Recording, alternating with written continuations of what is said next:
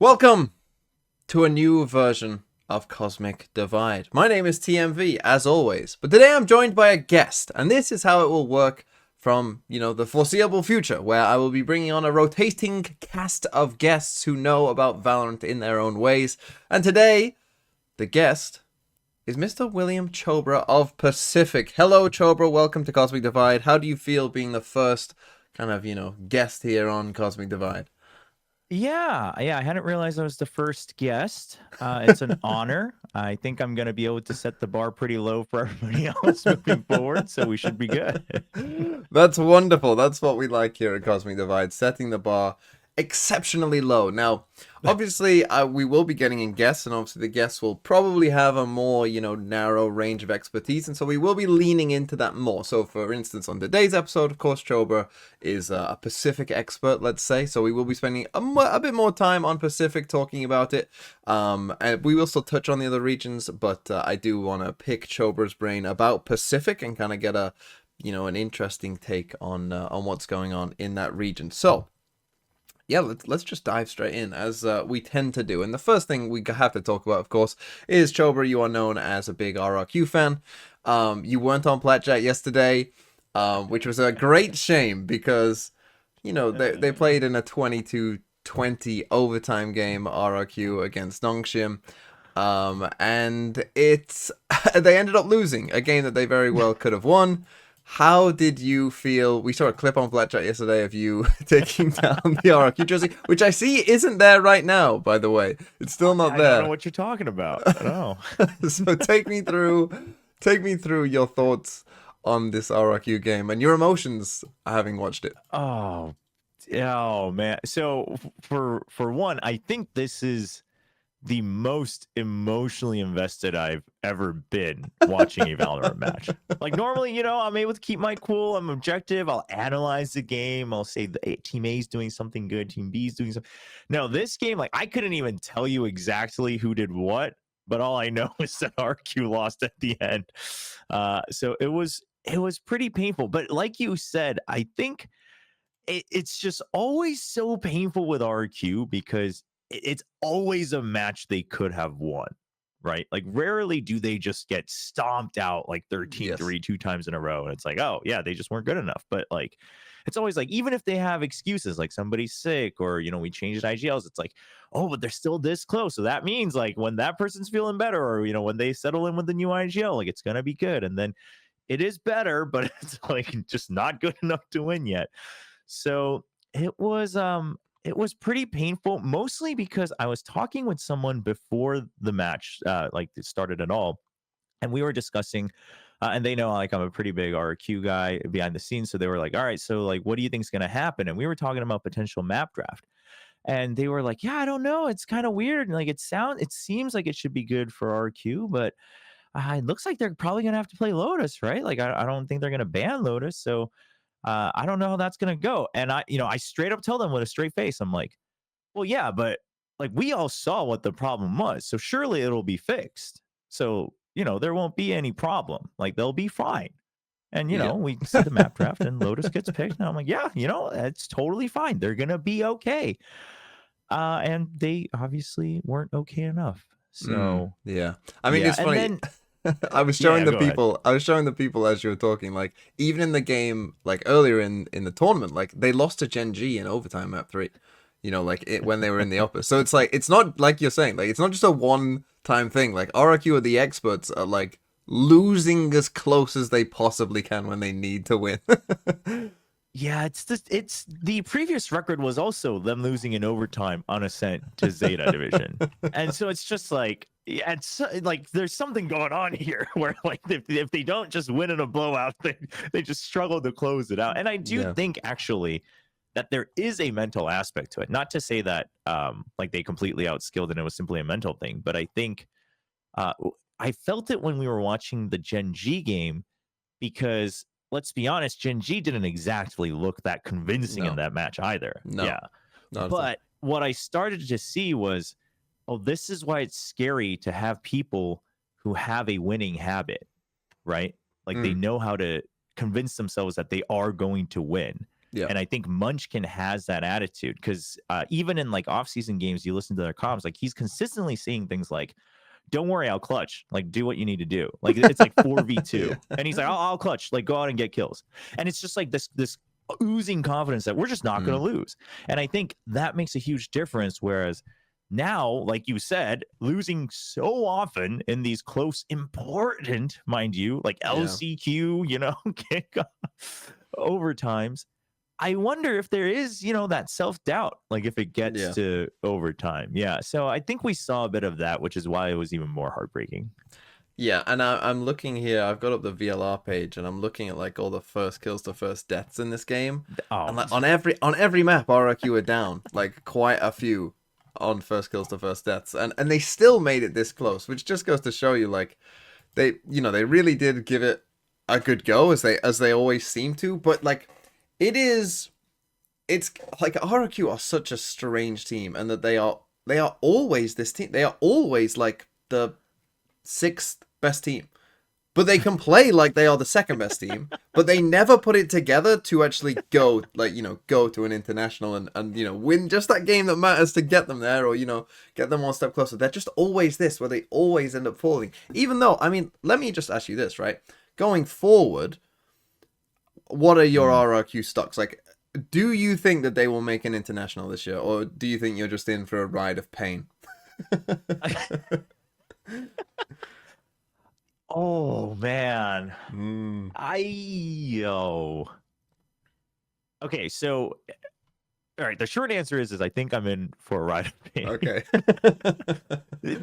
And I say this because everyone else who's watching, right? All of you, 99% of the world RRQ non-believers, you guys watched RRQ in kickoff, and everyone's like, oh, but they look good. Like, they look better. Like, they look like they're going to make an international this year. But to me, it just seems like, yes, they are better. And, while the overall playing field has gotten better, I do agree that their peaks are still near the top. Yeah. I guess to me, this simply confirmed the thing that the last speed bump is always that kind of outside of the game factor. And if you can't sort that out, then I just feel like it's not going to happen unless they somehow peak so high, right? That they're like 13-7ing Gen G DRX T1, right? Yeah, yeah, absolutely. And I do think that is always a thing that, I mean, EDG are a good example of it, right? Like, it took them a while. They would go to these internationals and lose in close games to these teams, right? They could beat China. They had, like, China, like, was free for them. And they have the same effect on other Chinese teams, where they can't get over the EDG hurdle.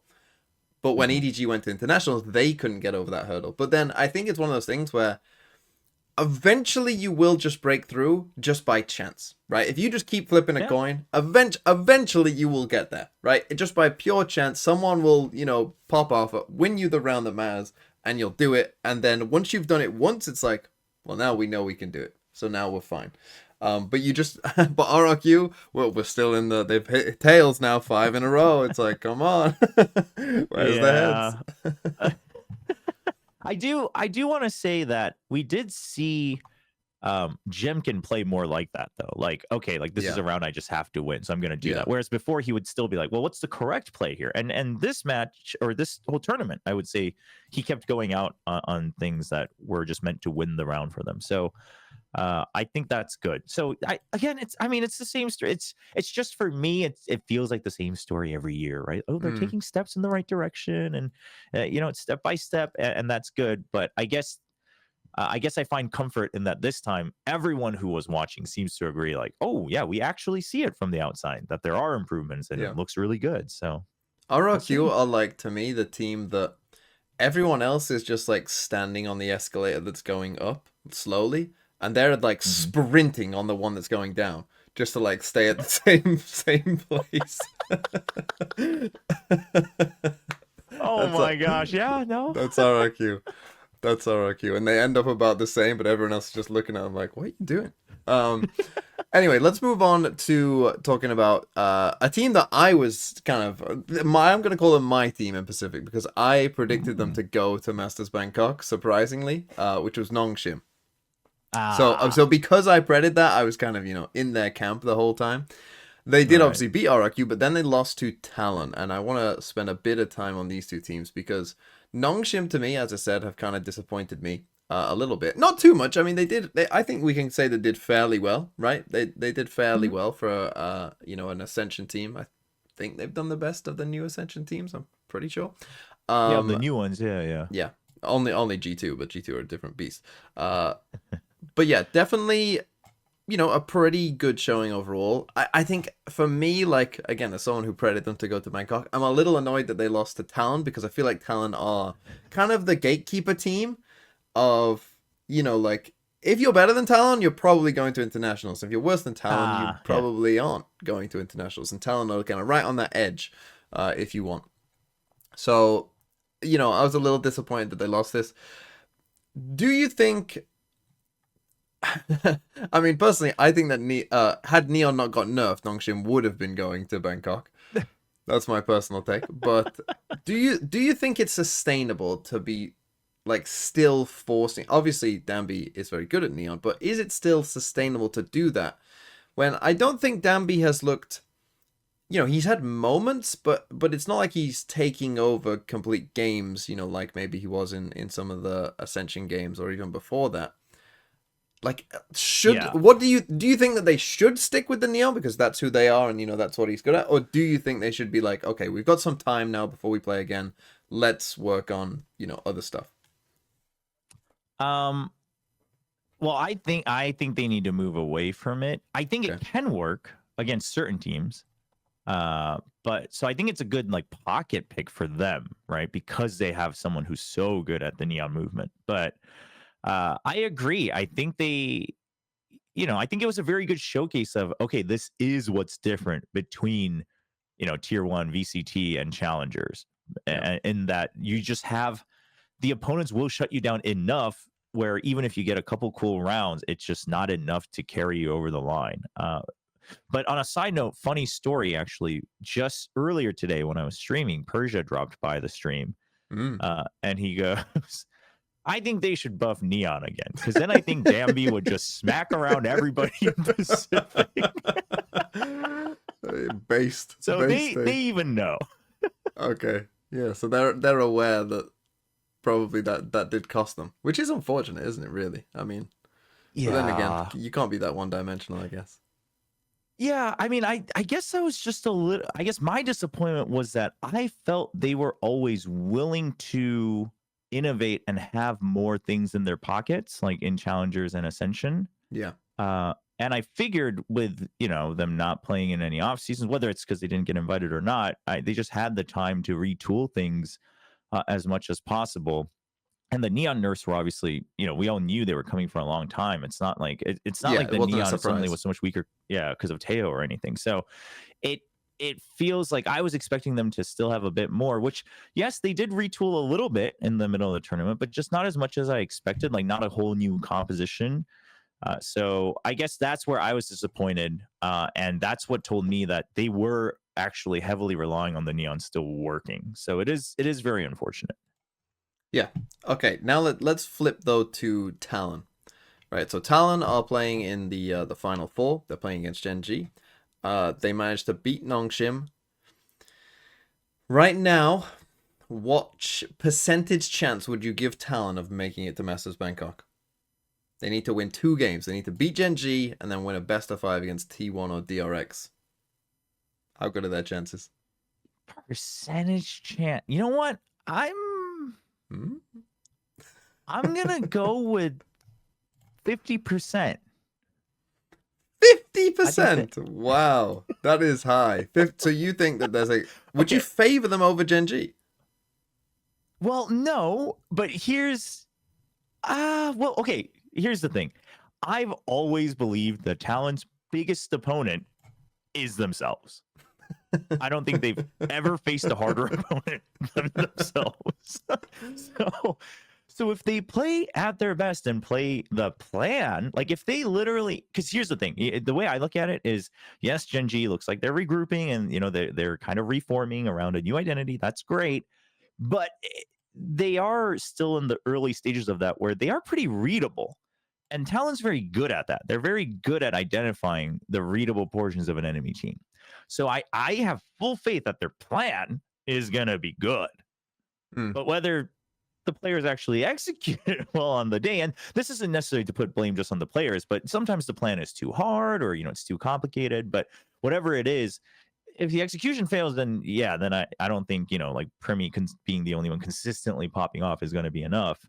But obviously, if the plan works, then that's when everyone else is also fragging out because it goes as planned, right? And then Governor starts fragging out, and then Ban starts bringing up the rear. So I think if that happens, they can beat Gen G, and then I only say 50% under the assumption that T1 is the one that loses to DRX.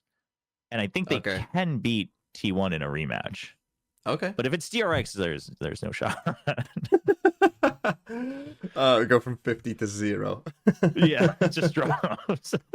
Okay. See, now I don't know if you were watching Plat Chat yesterday, but when we brought up Talon, I was kind of like, Talon are a team that I'm like, I do think they're pretty close, right? I do think that they're pretty close to being a very good team. And whether that's a roster move or whether that's something else, but like I'm looking at like some of their games and like obviously Premi is Premi. Jip Boys I think has been very good for quite a few of their games in kickoff. I'm looking at Governor Ban. Obviously Crew's their IGL. He isn't like a massive frag or whatever, but he'll turn up from time to time. And then you got Crew, Governor and Ban, and I feel bad. I feel a bit bad for both of them really, because they're both sometimes being asked to play different roles.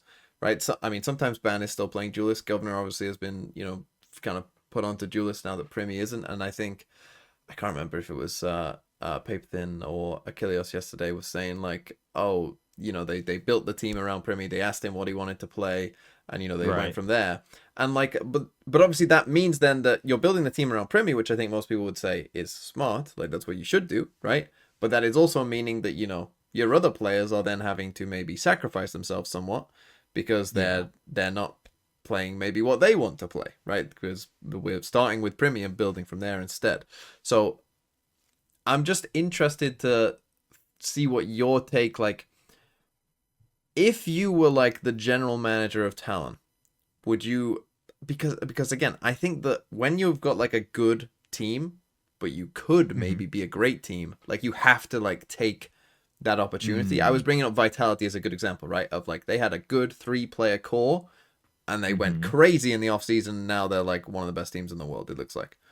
Like, could Talon do that? Should they try and do that? Or should they, like, and I'm not saying, of course, like do it this season, but like, looking like more long-term future wise, like what can Talon do that? Do you believe in Talon like I do, that, maybe they could be that team?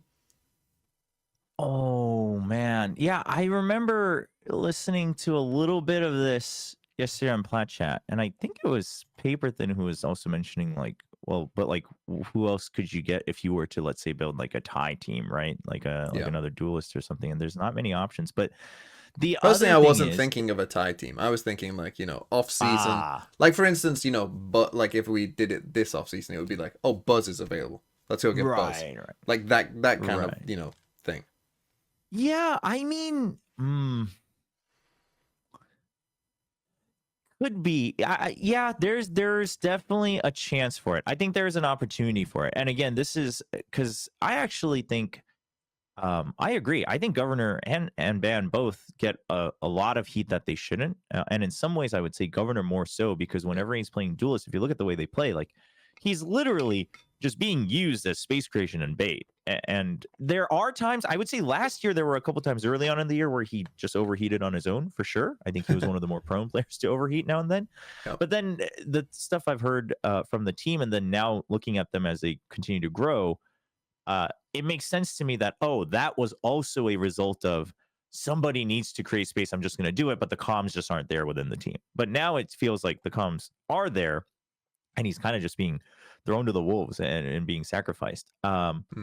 And so I think he's doing his part, but obviously, like if you could get someone who is doing that, but also getting you a couple of rounds off of that, right? Even if it's just like 2-3, then yeah, I mean, obviously if you're a GM, you look at that, I think you have to take that chance, just because you have such a golden opportunity with someone like Primi. But the bigger question is I don't know if Primi can ever actually get into that system, even if he's not playing Duelist.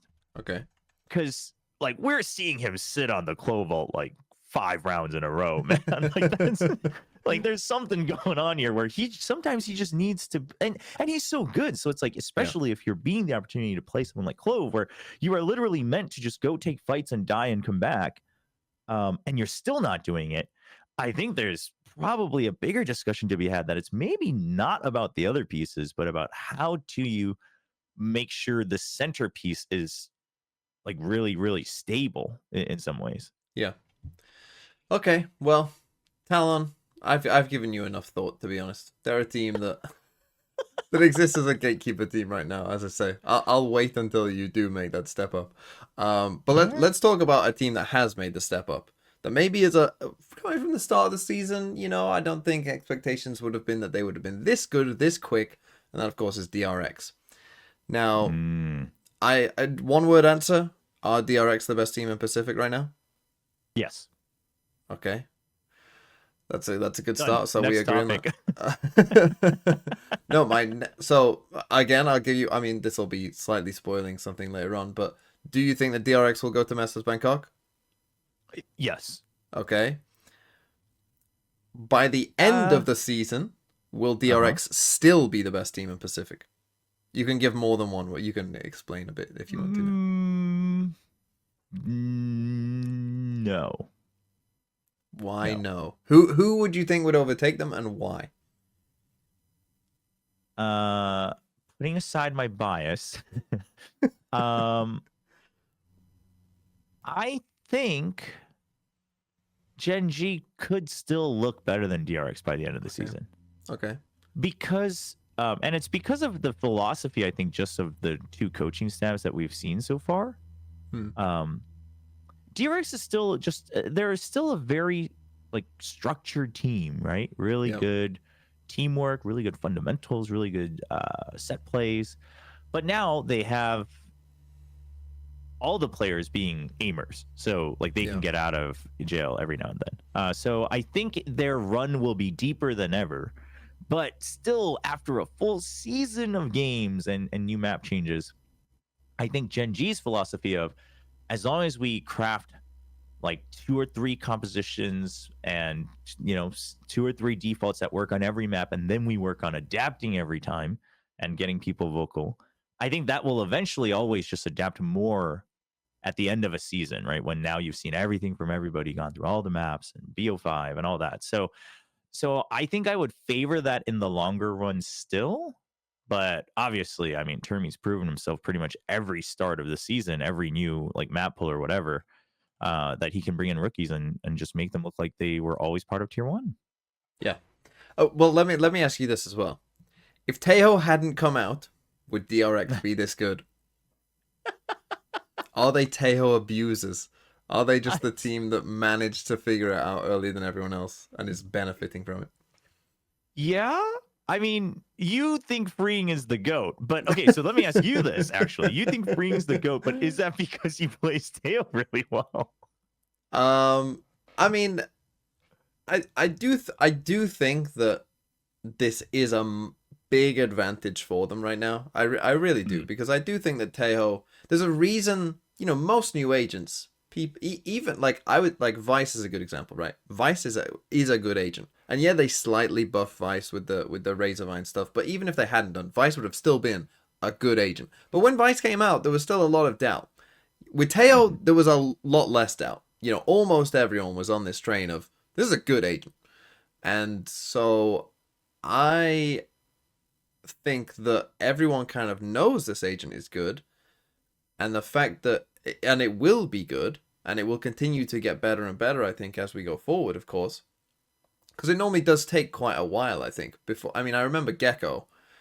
When Gecko is, Gecko was awful when people were first playing him, but then fast forward 6 months, and all of a sudden Gecko's like, and I know they did buff him, but it was like this agent is now too good. It needed to get nerfed because people were so bad at it at first and so good at it given some time that, I mean, it does make me think, like with something like Teo, that they have just been the team that has mastered it first. But I think the freeing would still, I mean, he still wins a ton of aim duels on his own. You know, like he does, but so obviously freeing, yeah, his mechanics are great. Like that's been proven. But I guess my thought, the more I watch him, has been that Teo's utility allows him to not have to think too much about the set plays and the teamwork. Like if he uses Teo's utility for himself, it's still adding so much team value. If that makes sense. Yeah, no, yeah, that makes sense. Yeah, whereas like obviously like in the offseason he played very well on the Silva, like he was IGLing. So obviously this isn't to take away from him as a player, but do I think like he might still be in the discussion of, okay, he's probably one of, if not the best, quote unquote, rookie in Pacific, sure. But would we be looking at him and being like, he's probably the best pick of like the year? You know, he's probably in that running for worldwide. I don't know if it would be that strong, just because I think the team wouldn't have looked as good, and therefore he probably wouldn't have had as much time to shine. You know, he might have had more clutches, but maybe it wouldn't be as much in terms of like steamrolling their opponents on certain rounds. So that's where I come from. But I guess the conclusion for me is that, I think they're Teo abusers. And I think it's because freeing, I would agree with you that I think freeing individually is the most well-versed with Teo so far, like not team set plays or whatever. Yeah. Oh no, yeah. I still think there's a lot of room, you know, like to work with combos and stuff. Like Teo is a combo agent, and I still think when you watch DRX play, you still see moments where it's like, or even some of the comps they run, you know, don't lean that heavily. It's not like they're playing like Deadlock, you know, or we're gonna try and grab net Teo kill, you know, every round. You know, it's not like they're leaning heavy into it necessarily. You know, they're just playing it because they think, hey, this agent's good, and we've got a guy who can play it. Let me just quickly ask though, because you said that Gen G could overtake DRX. Does that mean you're down on T1? Do you not think that T1 could overtake DRX at some point during the season? T1's interesting because on paper they should be the ones. They should be the ones that can overtake. They should be the ones that have the most potential to become the best out of the Korean teams, I think. But it's funny because that whole like Meteor clip about Autumn and whatnot, that actually gives me more hope about T1. To me, that sounded more like a hopeful thing. Yeah, where they've unlocked it now. Like, oh, okay, like we know how to work with our coaching staff now. Okay, that's great. But I guess, you know, I just can't, as much as I'm a huge Buzz fan, I'm like Achilles, where like Buzz is my favorite duelist. Like last year I was picking him over Texture every time I got to make a team on any program. Like I'm a huge Buzz glazer. But I guess I can't escape this feeling of, but Buzz and Stacks never did quite break through, whereas Meteor has. And I don't know if Meteor alone is going to be enough to have that breakthrough for this team. I just, you know, so there's something tugging at me from the back of my head of like, yeah, on paper it is kind of the best Korean team, but is that enough? Like the individuals being the best, is that going to be enough? Or like I'm not a huge fan of Stacks' IGLing. I don't know. Apparently I'm in the minority for that. No, how I feel. I think it's very up and down. Is what I would say. There are maps where it looks pretty good, and like you see them have some good plans, and there are definitely. I mean, the Talon game, for instance, on Bind, was like we picked that map, and we looked like we had never seen Bind before. It looked like the first time we were playing the map. Like that's how bad it was. Like, so yeah, I'm not. I'm kind of with you there that, you know, it's up and down. It's maybe not which actually I think is exactly not what you want if you are like wanting to be a top team. I think you'd rather have an IGL who frags less, who is consistently a good IGL. If you have like other amazing players around you, like you don't need to frag as much, you know, in a team like T1 because you're hoping that, you know, a Buzz, Meteor, you know, E2, whoever will, you know, kind of carry that weight for you. And, you know, I think as a team, you'd rather have like just like we know we're going to have a good plan. Let the other four kind of execute the plan kind of idea. Yeah, it's almost it's almost weird because Sylvan's that guy who's kind of just like he's doing his part and he's doing his job. And then Stacks is actually meant to be like the clutch guy and like he has the pop off rounds. And it's like and he did do it in that game. Was it against Paper Rex where he popped off? Paper Rex, yeah. Stacks popped off against Paper Rex. Yeah. So he can still do it, but yeah, it's an interesting one. Let's pivot to Gen G. My question for Gen G is, I would say, and first let's see if you agree, the Gen G, they've been kind of like so far, right? Versus expectation, they've been you know, whatever. But Agreed. in the game versus DRX, I don't think, or maybe you remember, but I certainly can't remember, a time when Gen G got outplayed as thoroughly as that last year. Did they get outplayed as thoroughly as that at any point last year? No? I wouldn't say so. Yeah. Is that a worry? And does that, like, why? Why was that the case? Why did they get beat by DRX so badly? And like, the scoreline will lie to people, right? The scoreline will say, Right. oh, map 2 was overtime. This was DRX choking at the end. It was 12-6, and DRX had absolutely destroyed Gen G. Like, they had destroyed them in every facet of the game. And then they got to 12 and, panicked, and the headlights came at them, and, they were a little deer all of a sudden, wanting their mum. And then they lost 6 in a row, but eventually they did clutch it out. So why did Gen G get kind of severely outplayed in this game before they did a fake comeback? It's not fair, but I think the simplest way to put it is Foxy9, right? Okay. So you're on the Foxy9 doubter train. Let's hear it. No. Well, yeah. You can't say that and then say you're not on the doubter train. No. I'm gonna put it on this one player. Hold on. It's for instance, it's like me saying I don't like Stax as I don't think Stax is the good IGL for T1, but that doesn't mean I doubt Stax as a player. It's just, different places for different people is all I'm saying. Okay. Well, talk me through your Foxy9 then. What went wrong for him in this game? Yeah. So I think the conclusion is that before that, in the RQ game, he finally came alive when he was able to just anchor or like wait for the push out, get multi kills. And he's like, all right, I'm feeling it, right? Like, I know I can 1v2, 1v3 these guys. So then come DRX match, they're like, Foxy9, guard this site, like hold this angle. That's your job.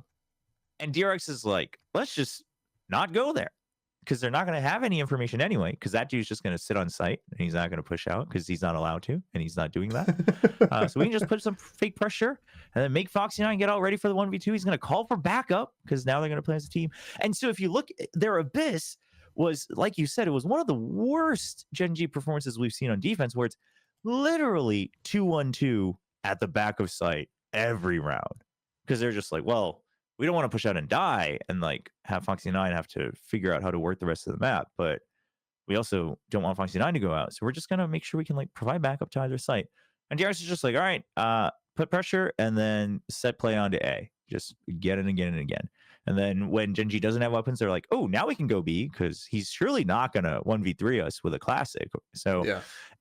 I think that, and then what you see in that last round of the half or whatever it was, I think it was, by the way, is where they make that timeout and Mako, DRX does the whole fake with the Cosmic Divide on B side. Topical Cosmic Divide. yeah, that's right. A little blog. So yeah. They do that fake, but it works because I think it was Gen G who called the timeout. They were desperate for a 4th round, and DRX seemingly had read through it. And I'm going to assume Termi or Golo tells them they're going to push out for information because they've been starved for information. So just hold, right? And if they push out, now what they're probably going to do is they're going to over-rotate, because they can't just rely on, it's not like last year anymore. You don't have 2 other pieces alongside Munchkin who can proactively just go and get their own information.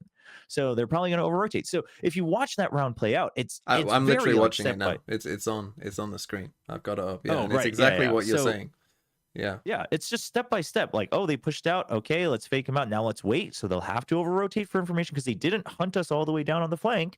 And then we Cosmic Divide. We wait to see if they use util. Oh, they use a 0 point. Here they come, boys. And then it's just free kills across the board. And I think that was probably a breaking moment for Munchkin, where he realized we can't operate this way anymore. Mhm. And then so you see this change when they play in the lower bracket. You see this change because what you notice is then it's just a buddy system. Munchkin is always right next to Foxy9, and they're always moving as a duo. Mm. He basically uses Foxy9 as a shield, and they just walk together.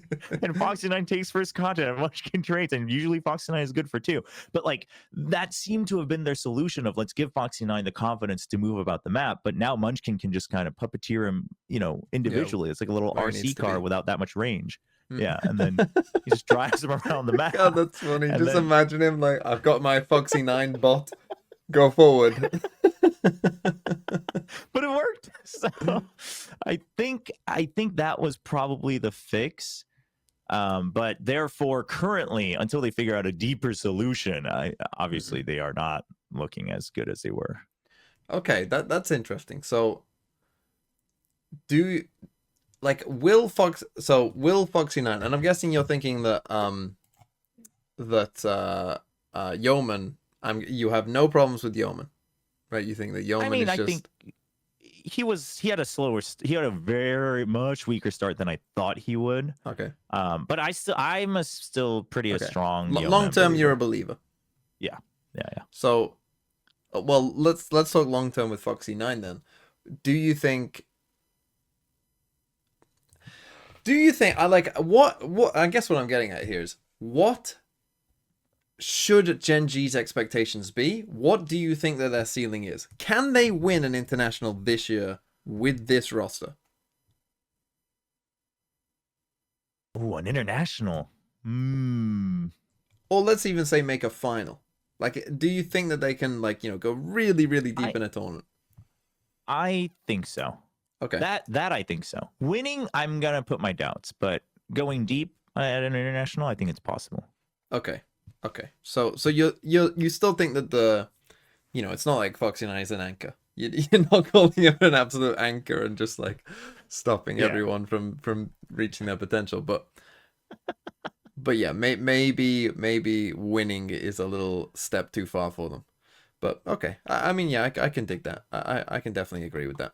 Okay, let's move on to something that I've really wanted to talk to with someone. I've wanted to ask this question to someone for a while, which is, in the top 4 teams in Pacific right now, there are 3 Korean teams. And Nongshim, the 4th Korean team, finished in the top 6. So 4 of your top 6 are Korean teams and 3 of your top 4 are Korean teams. Guaranteed 1 Korean team will go to Bangkok, and most likely 2 teams from Korea will go to Bangkok. Does Pacific have a Korean team problem versus the other teams?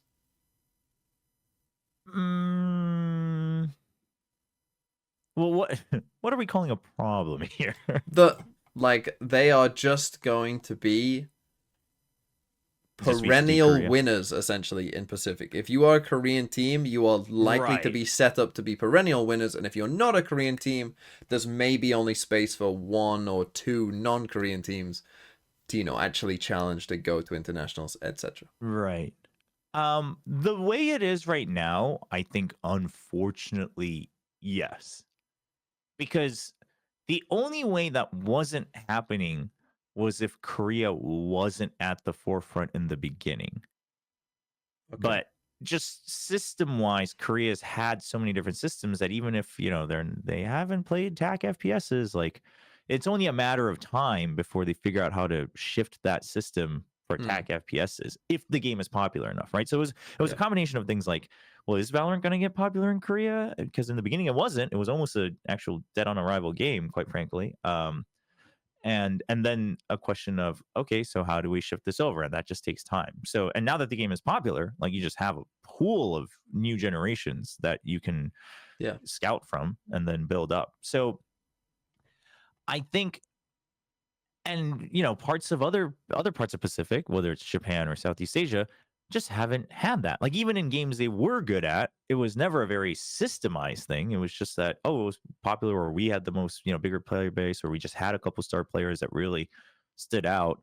and we were able to grow this. And then we had a passionate community, right? It was still a very like grassrootsy feeling in other parts of the Pacific, whereas Korea had basically corpoed the heck out of building an esports team, and they figured out how to make a factory. So I think it's inevitable unless something drastic changes in terms of how like the game and the teams are supported outside of Korea. Yeah.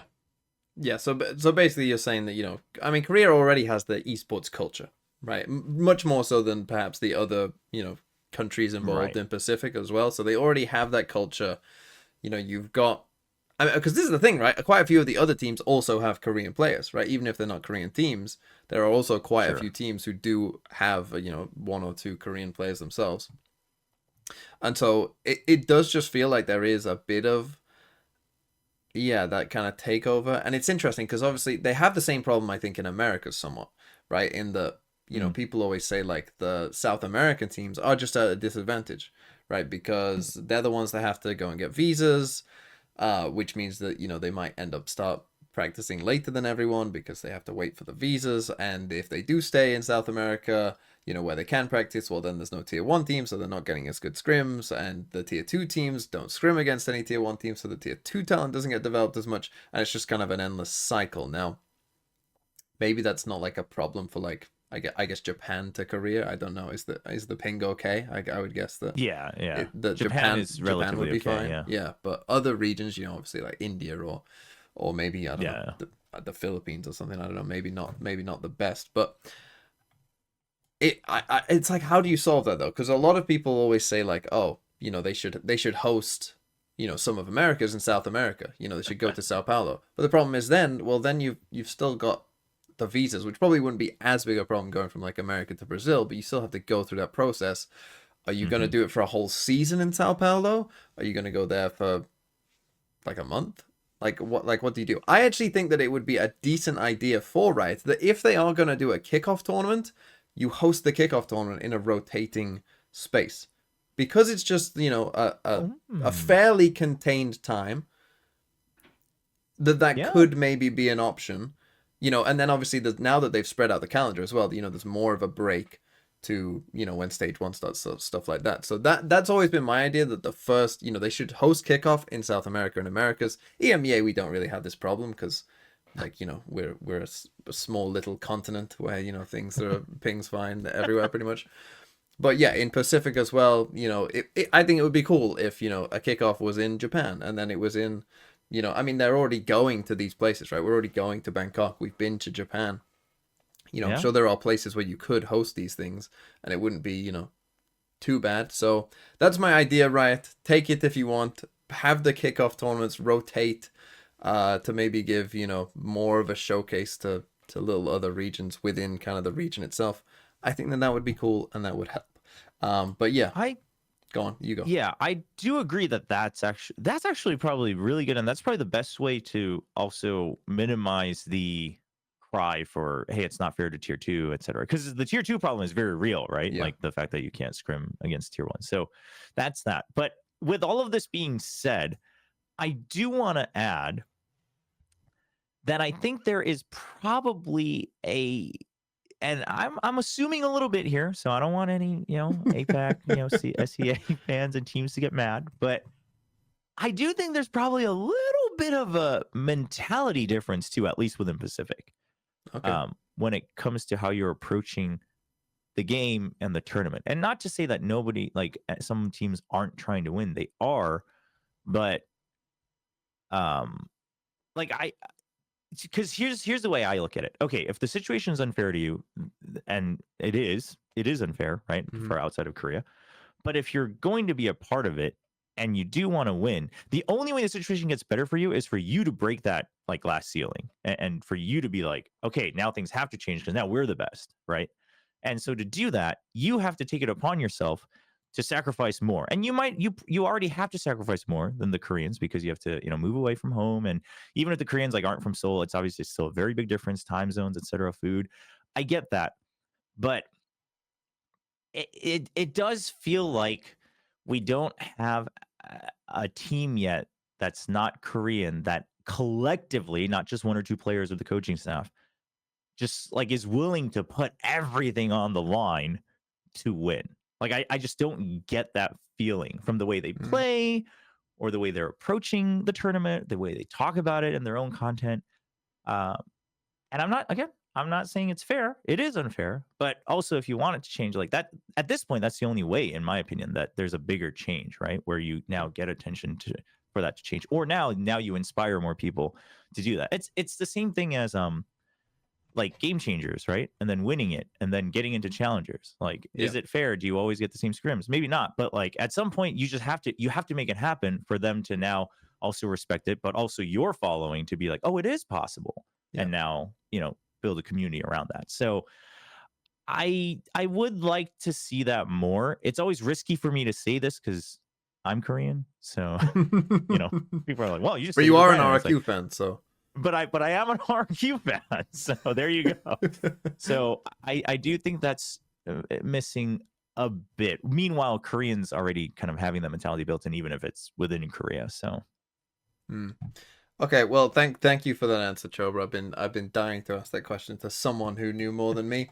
But let's move on to a couple final topics here for Pacific, and the first one is going to be a question we're going to ask about all the regions. But obviously you will have a good take, I think, on this, which is give me one team that is your most surprising good team and your most surprising bad team so far from, where you were before kickoff started to where we are now. Who has surprised you in a good way and who surprised you in a bad way? Okay, good.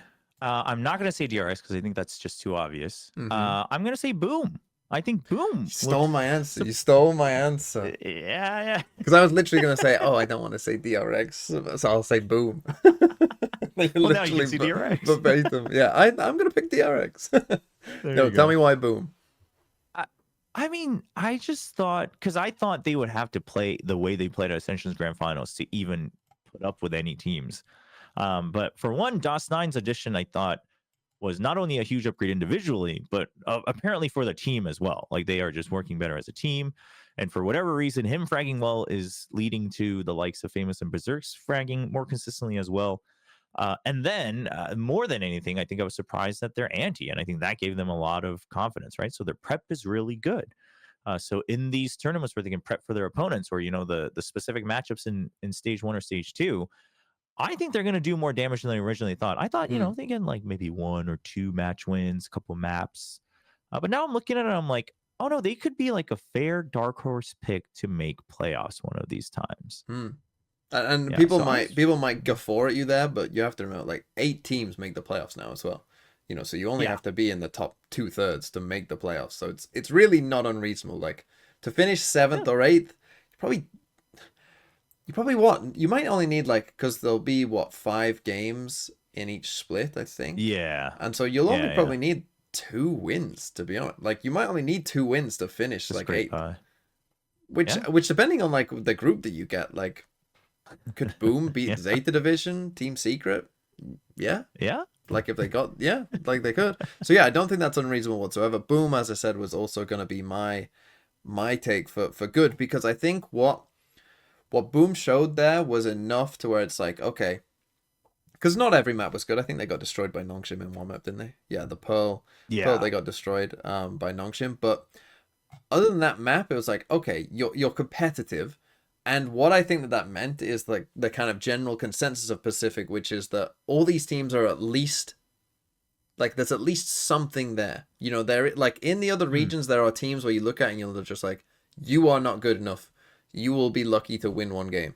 In Pacific, I don't think that is going to be the case. I think you can make a case for, most teams and say, okay, this game is going to be close. Most of their games will be 2-1. You're going to see a lot of 2-1s in Pacific, essentially. I mean, if you look at the bracket of Pacific as well, there already is a ton of 2-1s. A lot of the games were 2-1 in Pacific.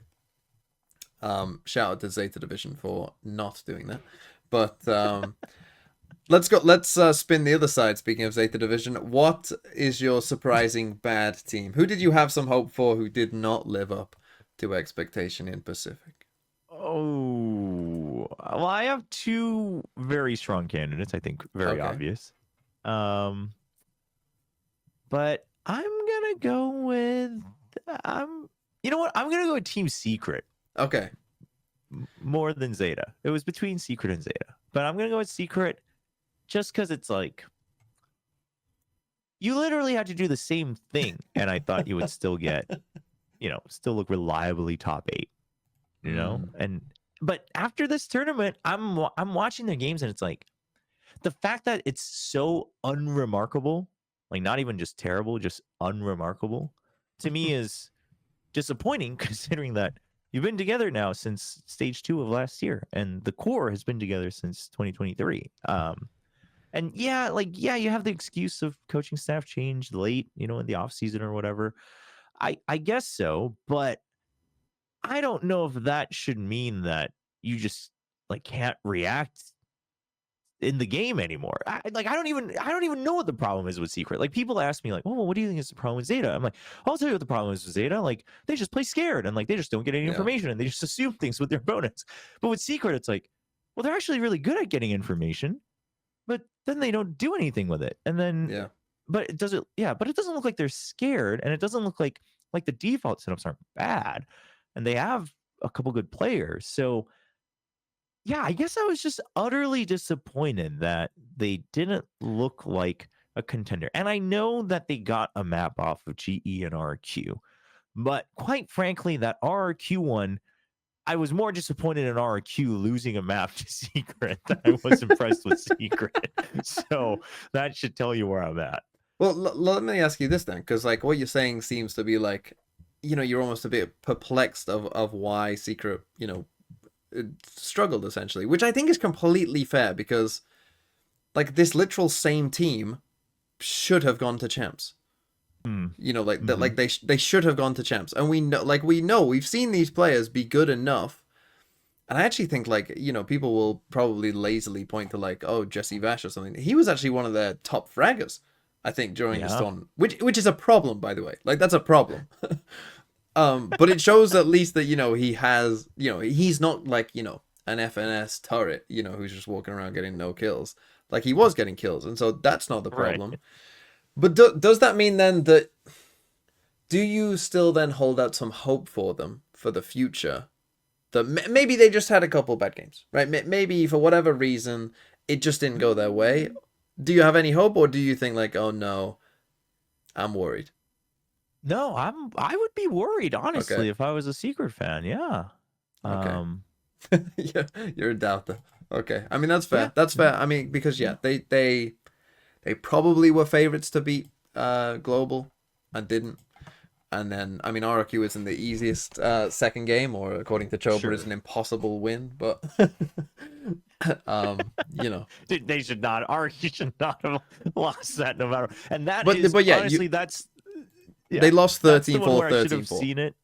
Yeah, that's the one where I should have seen it and known that Lotus was a problem for RQ. But I thought it would be fixed. But yeah, they lost in embarrassing fashion, you might say, on those last two maps to RQ. Yeah. It was not close. My pick, I mean, again, you kind of took two choices there. I personally, Zeta wasn't even consideration for me, because I didn't think Zeta would be very good. So. A Secret was more so definite on the docket. Obviously, people are going to be screaming Paper Rex. I mean, obviously, people are going to say Paper Rex, which somehow you seem to have forgotten that Paper Rex exist, which is totally fair, because they are an irrelevant team now. And so get used to it, Paper Rex fans. They're now completely irrelevant. Let's just quickly touch on Paper Rex, because, they are a big story. Yeah. And you weren't on Plat Chat yesterday, so let me just ask you, what is your panic, out of 10, what's your panic level at for Paper X? And what are they going to do? Or what would you do if you were them? Panic level out of 10, I'd be 8. I'm not pressing the eject button yet. But you're worried. You're worried. But there are alarms. Yeah, the alarms are ringing. The alarms are going off. You're just not you're just not pushing it yet. You're just doubting if the alarm is real. Yeah, the reason is I obviously the players are all very talented. Like we've seen that throughout the years. So I don't think it's any like, oh, these players just aren't able to keep up anymore. And I know like this time even individually they didn't look that good, but I honestly think it's much more of a how they viewed the game and the habits they built kind of problem, right? Because I think in the past, like even without having set pieces or not following the plan, they were so ahead in firepower that Yeah. they got enough rounds that they could kind of forget about those mistakes and they would move on. But now it's like, well, everyone else has kind of caught up a little bit, and maybe you were also a little bit shaky on your aim because you were trying to do different things, and so now you just don't get any freebies anymore. So I think that's the big problem. But to me, I just think they need a long-term overhaul. It's hard to point at one thing with that team, right? It's very difficult. But if I had to pick one, I do think you now have to accept that you need an IGL of some type. Like, yeah, and it doesn't mean that they're puppeteering everybody, but an IGL does more than that. Like, it's maybe just someone designated for like having all the mental stacks of all the cooldowns and whatever, and someone to just be able to everyone to respect when they put their foot down. Like, you just do it. Right. Yeah. There's the old adage of, if one person's going full stupid, it's better for the whole team to go full stupid. So at least you all follow one direction. But if everyone's like saying different things, you're not going to do much. So I think they need that. Now, then everyone asks, well, who should they get? And it's like, well, they don't have to. Mako became an IGL. He was never meant to be an IGL. Like you can't train people to be IGLs. So I mean, that's for them to figure out who's most capable. But yeah, supposedly Forsaken trying to maybe pick that up again a bit more. But I mean, maybe he just needs more time. But I do think they need to focus on that a bit more, just so there's some stability. Yeah, I completely agree. And I think in Paper X's games, you can, like, this was probably always coming somewhat, right? In that, if you look at like 2023 Paper X and their style and the way that they play, and as you say, like, they could get away with just out aiming a lot of people. Like, if we go back to 2023, a lot of the rosters were awful. Like, across all regions, some of the rosters were just awful. And Paper X are like the perfect team to take advantage of, we're clearly just better players than you, so we're just going to win, right? Against Zeta Division, that's what happened, right? It happened against Zeta Division. Yeah. But now most teams have rosters that are coherent and have good players on them, right? Almost every team that you're going to come up against is going to be able to shoot back a decent amount, especially in Pacific, where, most of the teams are pretty good, as we were saying.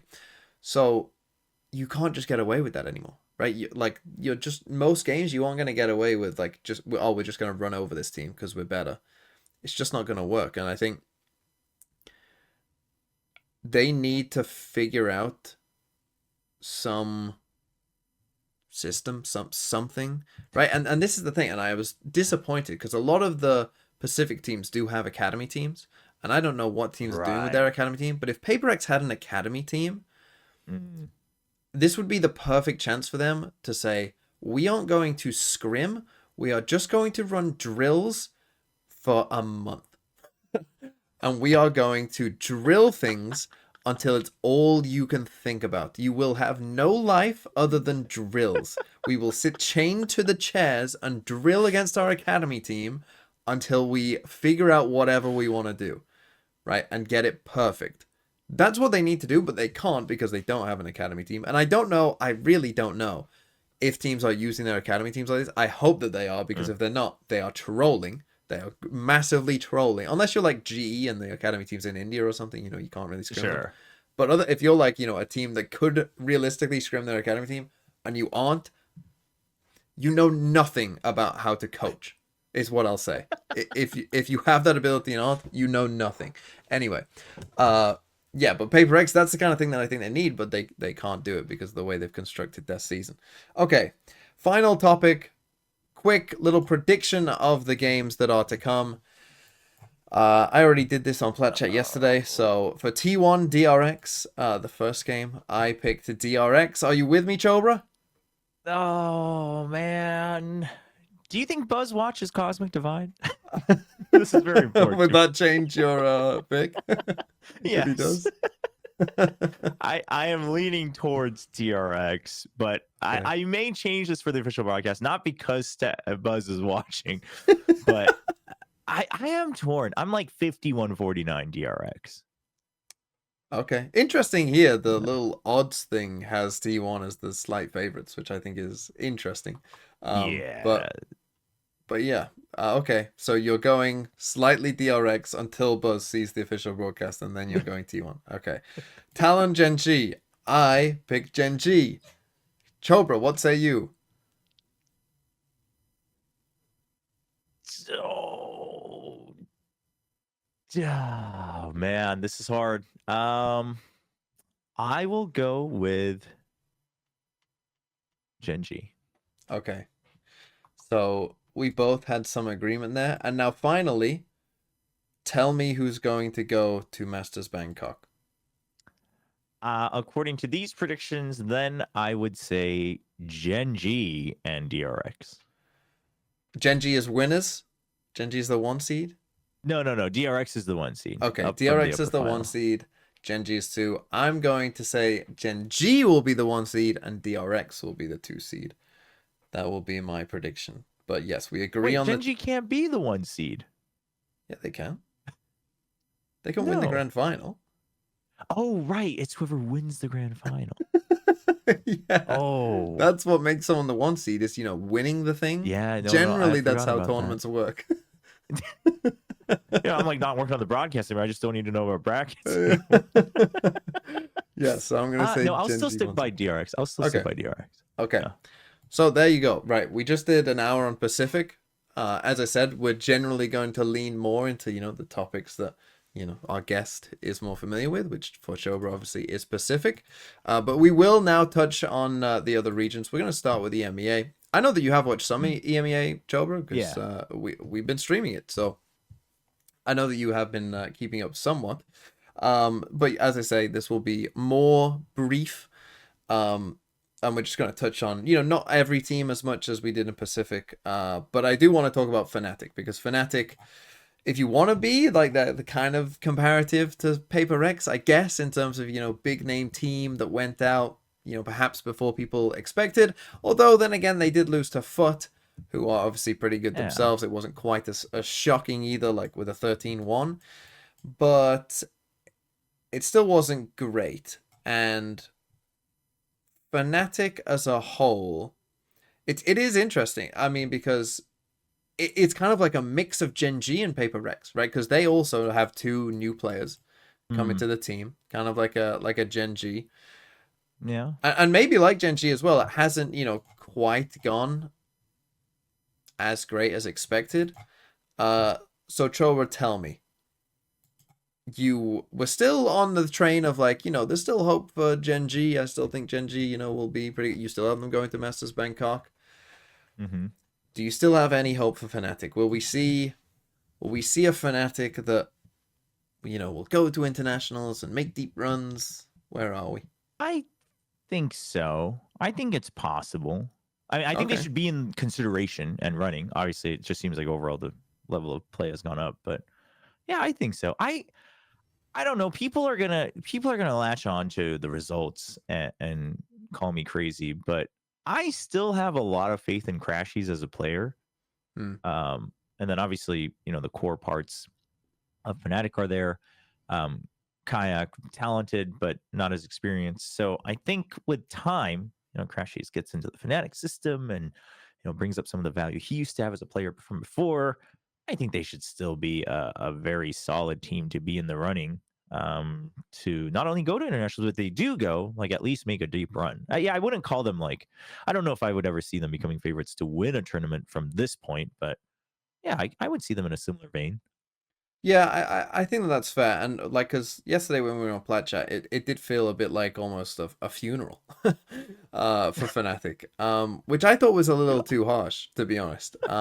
That's crazy. Genuinely, I was quite surprised, really, by, like, obviously, I wasn't surprised that we're obviously going to be a bit down on Fnatic because they didn't play that well and they're eliminated, right? So obviously, it's not going to be all sunshine and rainbows. But, like, the way that, like, Sideshow was talking about them, I was a bit like, it's not like That's the thing, right? The Paper Rex one is much more of a panic for me than Fnatic. Even though it's Oh like yeah. some panic for Fnatic, it's not as big. I think the main thing is Fnatic are suffering from the fact that their 2023 was so good that Hmm. like they're not going, like, as long as you accept that like they're not going to win a tournament this year, then you'll probably look at it a different way. I think the problem is people have in their minds that Fnatic have to be this team that if they're not actually winning a tournament, then that is a failure, right? But when Hmm. considering they've got two new players, one player who, was probably brought in quite late on because they didn't know about maybe they didn't fully know about Leo and whatever and whether he's going to play or Yeah. not. Like, it probably wasn't gonna ever, be that great. And yeah, they didn't look great, but a lot of teams haven't looked great. And I think that Fnatic are also suffering from the fact that, you know, Vitality and G2 and DRX, all look like they know what they're doing, right? They all look in like a Yeah. good form. And I think for all the other teams, like, I even think this is happening to, a Team Heretics or a Gen G, where even if they're still winning games, people just are like, yeah, but it doesn't look as good as these other teams. Why not? Why aren't you doing that well? Well, that's because most teams aren't going to be like that, right? Most teams are going to start slower in the season. Most teams are going to pick it up. They're obviously going to be better after having 8 months of practice together rather than one, right? Yeah, obviously you're going to be a better team later on in the season. And I do think that, like, there is room for Fnatic to grow. There's room for Kayak to, be the player that he was on Apex, where he is dominating games. And like, you lose to Foot, uh, that's not the end of the world. Foot are probably gonna Yeah. finish. I mean, they might even go to Masters Bangkok. Like, it's not a complete disaster. They still finished in the top 5, 6, and I, and they showed, I think, in the Gentle Mates game as well, that like they are better than these other teams, like a Gentlemates, it was what, 13-5, 13-6. Like, yeah. they still have the ability to dominate a team that is clearly worse than them. And so, whilst there is a little bit of panic, I think if you just adjust your expectation of saying this team probably won't win an international, then I think it'll be okay. However, there was one point brought up on Plat Chat that I do want to talk about, which is, I can't remember who made Okay. it, but the idea of Alpha looking at Durka and being like, oh, well, they're just winning over there. Should I just leave to go on some super team and win? That could be a problem. Like that, if that happens to them, then that's hit the panic button. Oh, I mean, yeah, I hadn't even considered that. Yeah, I guess so. Yeah, I guess that could be a problem, but I would hope not. I would hope that you are taking good care of your players, that they're not constantly comparing to other. Obviously, this is a much more direct comparison because Durka was on the team until last year as well. But no, I would hope not, and I think I would hope that an org like Fnatic has done well enough that the player might consider that, like, if their contract ends and they have offers coming in, but they're not already looking at it and being like, well, I guess I should think about the future. Like, I would hope that they have enough of a culture where they're putting in everything they have for the team at hand. But I wanted to ask you this because I didn't get Go to on. watch the BBL Team Liquid game Oh in the god. lower bracket. Yeah. So I was personally surprised that Team Liquid won this. I But think most people were. I picked them though, but yeah, okay. most people were. Oh, you did pick them. Okay, because I was gonna ask, do you think Fnatic could have beaten Team Liquid? Yeah. Yeah, Fnatic could have been Team Liquid. I think what happened in this game, there was a lot of mud in this game. Ah, ah. Especially map one. Map one was a mess. Like, I think the first 8 rounds had 4 thrifties in it. Um, Oh, wow. it was like, yeah, wind pistol, thrifty, couple gun Ah, yeah, I rounds, see. massive thrifty, couple gun rounds, massive thrifty. It was like constant bewilderment, basically. If you didn't have guns, you won. Um, Still definitely, me and Sliggy had a bit of an argument over whether Sociable should be used or not in a situation. I still definitely think he was wrong about that. And I think I'm sticking with my guns. He was definitely should have used the ult that he ended up not using at the end of the game, a Sage Res. But yeah, BBL. This game to me was BBL's worst performance. Part of me thinks maybe it was Yampy against his old team, and like Yampy's calling had been very good for the most part. Right. I think maybe he got a little too hyped up for this one, and it kind of ended up being a bit messy. And Team Liquid were able, like Team Liquid have gradually improved throughout the games. They stopped trolling with a no duelist fracture comp, which honestly, I think if you played a no duelist fracture comp in Pacific, the opposition team would just actually lose their minds, wondering, did they misclick? Do we need to remake the server? If that happened in Pacific. But thankfully they changed that, and they stopped trolling with that, and they're better. But Liquid are just like they're okay, right? They're not. They're gonna finish in the top 4. I don't think they'll beat Foot. They're just there are very few, I would say, okay teams. It does feel like there are some really good teams, and then like there's often like maybe 1 or 2. Like I suppose Pacific would be the antithesis of this, almost the flip of this, but it's especially in EMEA and Americas, it feels like there are very good teams, maybe 1 or 2 good teams, gap, massive like whole nothing, bad. Like that's kind of like what it feels like in these regions, whereas Pacific is a bit more balanced. But Liquid are maybe 1 team that you could throw into the they're okay bucket. They're not amazing, but they're just okay. That's just where they are, I think, right now. But yeah, the BBL Liquid game, you didn't miss a barn burner, even though it was kind of close. It was kind of a It was just a bit of a scrap. Yeah, I guess I wanted to ask that because like if people were to look at that and say, well, I think Fnatic could have beaten Team Liquid, but then it really just comes down to if Fnatic had not lost to BBL in their first match, right? Yeah. Like they had the potential to be a top 4 team. So yeah, because to me, BBL played really well against Fnatic. Yeah, like that was BBL definitely played a lot better against Fnatic than they did against Liquid. Yeah, for sure. So to me, it sounds more like a BBL Team Liquid Fnatic, like any of them could have been in the top 4 situation where fair. the doom and gloom does seem a little over exaggerated. Yeah, I think that's fair, and I think if you look at like the lower round 3, Fnatic happened to get Foot. I think Foot would have beaten any of Fnatic, BBL, Liquid. Yeah. And I think that they will beat Liquid in lower round 4. So yeah, they just happened to end up on the same side of the draw as Foot, and whoever did that was gonna probably lose out of those teams. I think that's perfectly reasonable and fair, to be honest.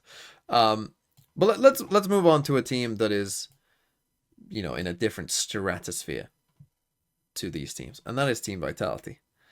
Because Team Vitality, I mean, we spent a lot of time glazing them yesterday on Plat Chat, rightfully so.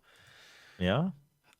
I actually do think I did want to bring this up at the time, but we were too busy glazing them to really bring up it. I didn't want to bring up something negative and it'd be like, what are you talking about? But I do think that their style, like when you watch their attack side bind, if you go and watch that game, they are very much in a kind of everyone. It is the kind of Scooby-Doo, everyone spread out and look for clues style. Everyone spread out, go get a kill. And I do think that whilst that works for them, and it makes sense for them to play that style because their player quality is so good, I do think that when you run into teams, like we'll see probably with Team Heretics, they might need to mix it up a bit more. Because the thing is, like if you're going to play that style, and Team Heretics are a team who go for like a lot of aggressive reclears or stuff as a team. Yeah. Well, if you're on your own and 3 of Team Heretics run into you, and they've got good util because they're a good team, and they just kill you, you're probably not going to be able to like 4v5 your way out of as many rounds against good teams. This is my one kind of hold up. Now, the truth is, if they play like they did against Foot, particularly on Split, they like Heretics don't stand a chance. They genuinely they don't stand a chance because the level that they displayed against Foot, like unlucky. Like unlucky for like you couldn't have won that game. Like especially the second map, you had no chance. But I do think that if they played like they did against Carmine Core, Heretics will probably win. And I predicted Vitality to win yesterday on Plat Chat, but I did have some hold up of thinking, wait a minute, if Heretics play pretty well and Vitality play like they did against Carmine Core, Heretics can beat them here and surprise people. But I don't know how much of Vitality you've watched, but if you have watched any of Vitality, do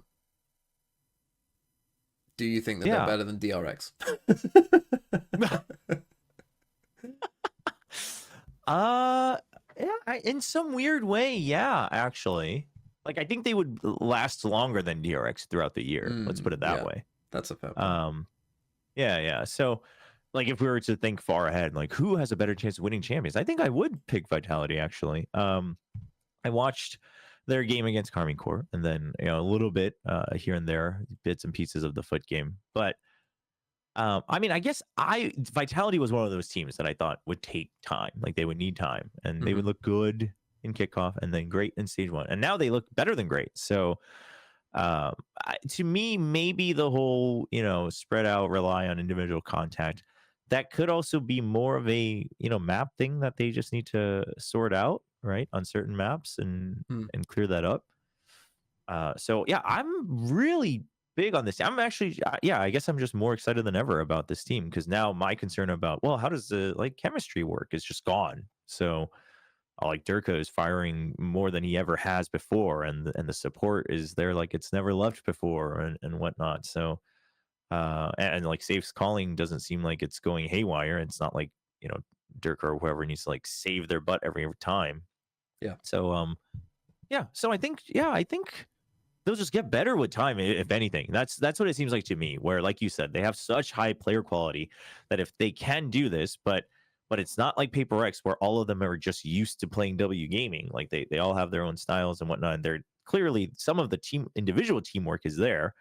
Just on a couple maps, a little bit more map theory, a little bit more better macro and defaults. And they would maybe almost look unstoppable. Yeah, and the question that I wrote to you was, if Vitality don't win an international tournament, is that a failure? Yeah, unfortunately, it's harsh, but unfortunately, it's looking like it, actually. Yeah. No, I would agree with that. Which is, yeah, that is harsh for a team that is a somewhat new team, right? To say that they have to win an international to not be a failure. Kind of interesting, because I think about last year to Leviathan, when they had Aspas and a lot of people were, really touting Lev to be this kind of, glorious team. And by the end of the season, they did finish 3rd in champs. And you could call that, a pretty successful season, finishing 3rd in champs. And I don't think people look upon them as a failure, but I almost think Vitality have done themselves a disservice by playing so well so early that now if they don't, it will be viewed as a failure. Whereas if they had come out and been, a bit they're pretty good, they got good players, but it's clearly going to take some time, I think people wouldn't have that expectation for them. But I think now probably everyone's like, yeah, you better win. You better be 2023 Fnatic, otherwise you're just useless. Yeah. I think that's the expectation. Okay. With that said, let's move on to same thing. Surprising good and surprising bad in EMEA. I think I'll go first this time. Oh. All right. So that you can't steal my answers. Although I need to... Let's think. Most surprising bad team in EMEA for me. I think I'm going to go for a team that actually did win a game. And that is Giants, I think, is going to be my pick. Now, Giants did beat Carmine Core 2-1. And Carmine Core are no, slouch team. And Giants, I think, were pretty clearly the better team in this game. However, their other 2 performances against BBL... I mean, they did win a map against BBL, but it was overtime. And their performance, especially against Team Liquid, I thought was really quite rough. And... I thought this team would be... I thought this team would be where Liquid kind of are. A team that, you're not expecting to go to, Masters Bangkok, but you're, would be the kind of surprise, oh, they finished in the top 4. That's who I thought Giants would be. And actually, if you look at their bracket, like, they very easily could, after beating Karmine Core, you know, had they beaten Liquid, they could have then replayed BBL, you know, could have maybe won that. You know, then you are in the top 4. It wouldn't have been like that big of an ask for Giants to do that. So that's my pick for the surprising bad team. Chobra, any thoughts? I think that's a good shout. Surprising bad team. Yeah, I guess I just didn't have that high of an expectation for any of the teams that didn't perform well in EMEA, to be very honest. I mean, that is fair. Yeah, but if I had to pick one, I think for me, it would have to be Movistar, Koi. I think it'd have to be Koi. Just because while I had zero expectations going into the tournament, they lived up to that.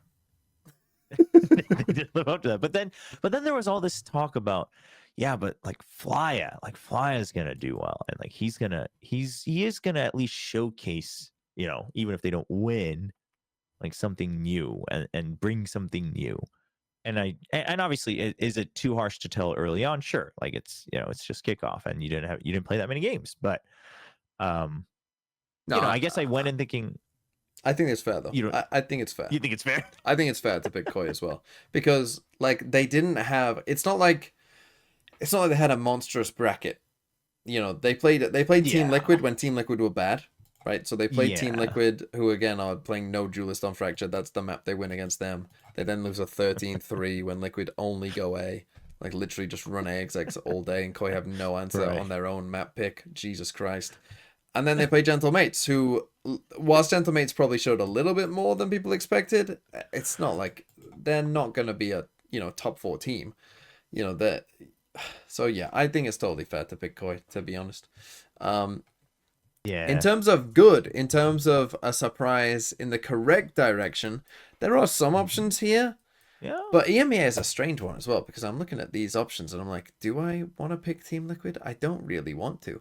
Because whilst they have finished in the top 4, and it's a reasonable choice based on that to pick them, yeah, I really don't want to. I think I have to pick BBL, even though they played a bit of a stinker against Team Liquid in their final game. I think the games before that give you at least some level of hope, even against Team Heretics where they lost 2-0. I think that, you know, they gave a decent account of themselves and didn't look like they were, you know, not deserving of being in that game. So I guess I have to pick BBL because I really didn't think much of the BBL roster. I think, you know, I had them like maybe 9th or 10th, you know, kind of coming into it. So, and they definitely are better than that. So I think that they probably have to be my choice.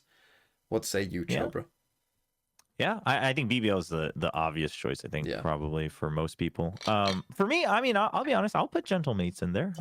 Another team I had zero expectations for. I didn't know much about Robbie BK. And just That's overall, like Mini as well. Don't know if you saw that. That's the only thing I really knew about it. So individually, they looked pretty good. They had a couple, you know, good games. So, you know, just because it was zero expectations, I'm like, oh, like they could do some damage. Okay. Yeah, that's totally fair.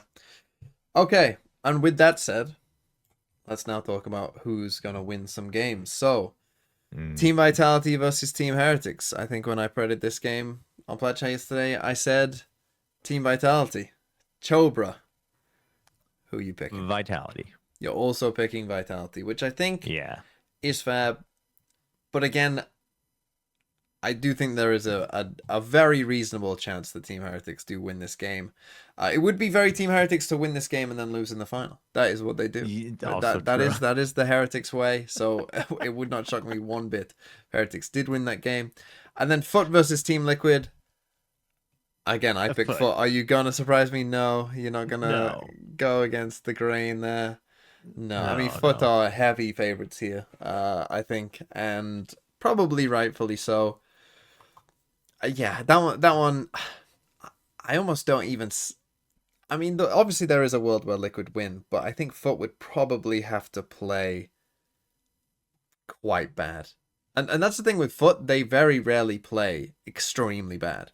You know, they Yeah. always are like, and this is why they always go to internationals, right? They always go to internationals throughout the year because they're just a pretty solid team that like turns up.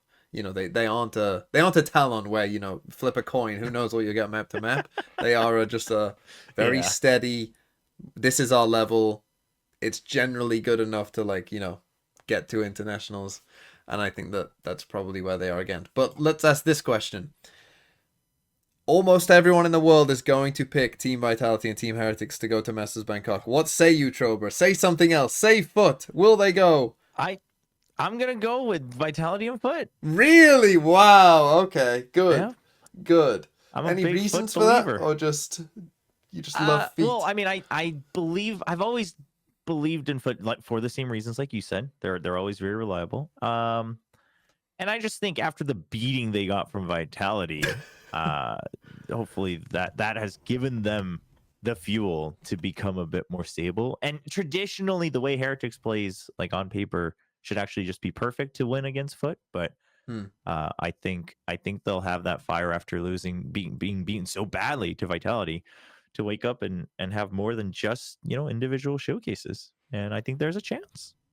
I was on a call with the owner of Foot. Was the owner? Oh, No, or like the CEO of, I don't know. He worked for Foot. And he was saying how they never beat Team Heretics.